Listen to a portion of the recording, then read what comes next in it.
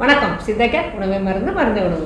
இன்னைக்கு ரத்த சுத்தியை பற்றி பார்க்கலாமா? நம்ம ரத்தத்தில் எப்படியும் நம்ம சாப்பிட்ற உணவாலையும் சரி, சுற்றி இருக்கிற சூழ்நிலையாலும் சரி, கண்டிப்பாக ரத்தம் மாசுபடும். நம்ம உடம்புல இருக்கிற ரத்தம் இந்த மாசுபடுற ரத்தத்தை அப்பப்போ சுத்தம் செய்துகிட்டே இருந்தோம் அப்படின்னா இந்த வேலையை கிட்னி செய்யும். இந்த கிட்னி என்ன செய்யும் அப்படின்னா ரத்தத்தில் உள்ள மாசு, அதாவது இரத்த அணுக்கள், இறந்த இரத்த அணுக்களை பிரித்து எடுத்து சிறுநீர் மூலிமா இந்த இரத்த அணுக்களை சுத்தப்படுத்திகிட்டே வரும். சிறுநீர் மூலிமா நம்ம இறந்த இரத்த அணுக்களை கழிவாக வெளியேறிடும்.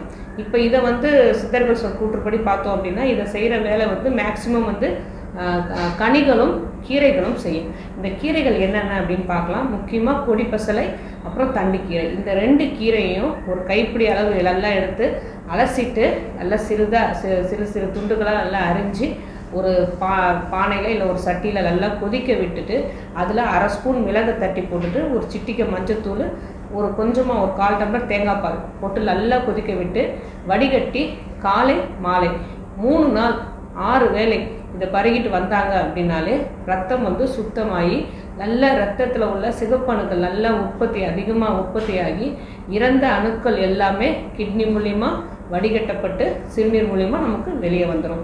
கொடிப்பசலையும் தண்டுக்கீரையும் இது 2 ஞாபகம் வச்சுக்கணும். அடுத்தது 2 கீரை இருக்குது. இதை சாதாரணமாக கஷாயம் மாதிரி போட்டு குடிக்கலாம், இல்லைனா விழுது மாதிரி அரைச்சி சாப்பிட்லாம். வல்லாரையும் புதினாவும் என்ன பண்ணலாம் அப்படின்னா இதை வேப்பம் கொழுந்தோடு சேர்ந்து சாப்பிட சொல்கிறாங்க சித்தர்கள்.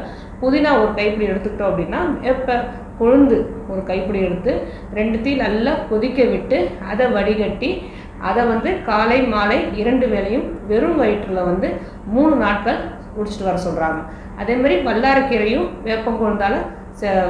வேப்பங்குளத்தோடு சேர்த்து நல்லா கொதிக்க விட்டு கஷாயமாக குடிக்கலாம்.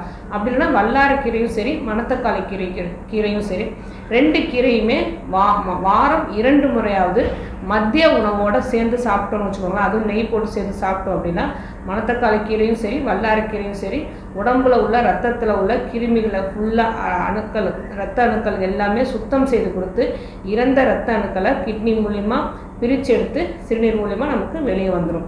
அதனால் கீரைகளும் ரத்தத்தை சுத்தம் செய்யும். ஏன்னா ரத்தத்தை ஏன் சுத்தம் செய்யணும் அப்படிங்கிறத எல்லாருமே தெரியும். முதல் விஷயம், ஸ்கின் வழியாக ரத்தத்தை சுத்தம் செய்யலை அப்படின்னா ஸ்கின் வழியாக நமக்கு நிறைய ரேஷஸோ இல்லை அலர்ஜியோ நிறையவே உண்டாகும். நோய் எதிர்ப்பு சக்தி கொஞ்சம் கொஞ்சமாக குறையும். இரத்த அணுக்கள் எல்லா இடத்துலையும் இருக்கிறதால கொஞ்சம் கொஞ்சமாக உள்ளார உள்ள உறுப்புகள் எல்லாமே கொஞ்சம் கொஞ்சமாக பழுதடைய ஆரம்பிக்கலாம். அடிக்கடி சளி பிடிக்கலாம். ஒரு சிலருக்கு அடிக்கடி தலைவலி வரலாம். அதாவது உடம்புல ரத்தம் சுற்றி இல்லைன்னா அப்படின்னா கான்ஸ்டிபேஷன் வரலாம். அதனால் நிறைய பிரச்சனைகள் ஒன்றா வர ஆரம்பிக்கலாம். ஸோ ரத்த சுத்தி கண்டிப்பாக செஞ்சு தான் ஆகணும். அந்த காலத்தில் ரத்த சுத்தி கீரைகள் மூலிமா செஞ்சாங்க. நிறைய கனிகள், நிறைய பழங்கள் சாப்பிட்டு வரும்போது ரத்தம் சுத்தமாகும். பெரும்பாலும் ரத்த சுத்திக்கு அவங்க என்ன செஞ்சாங்க அப்படின்னா அந்த காலத்தில் விளக்கெண்ணெய் குடித்தாங்க. ஆனால் விளக்கெண்ணெய், சுத்தமான விளக்கெண்ணெய் முறையாக குடிக்கணும். மலம் கழியும் போது அந்த இரத்த அணுக்களில் இருக்கிற கிருமிகளும் சரி, அந்த இறந்த இரத்த அணுக்களும் சரி, மலம் மூலியமாகவும் நமக்கு வெளியேற நிறைய சான்சஸ் இருக்குது. கிருமிகளும் வெளியேறிடும். ஆனால் பொதுவாக நம்ம இப்போது உணவு மூலிமா இதை சரி பண்ணணும் அப்படின்னு நான் நினைக்கும் போது கீரைகள் நமக்கு ரொம்ப கை கொடுக்கும்.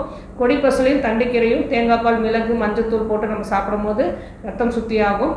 புதினா கீரை, வல்லாரை இதெல்லாம் அப்படியே அரைச்சி இல்லைனா நல்லா கொதிக்க விட்டு கஷாயமாக்கி குடிக்கலாம். மணத்தக்காளி கீரையும் வல்லாரக்கீரையும் மதிய உணவுக்கு எடுத்துக்கிட்டே வந்தாலும் சரி, சிறு குழந்தைங்கள்லேருந்து பெரியவங்க வரைக்கும் நம்ம ரத்த சுத்தி நடந்துக்கிட்டே இருக்கும்.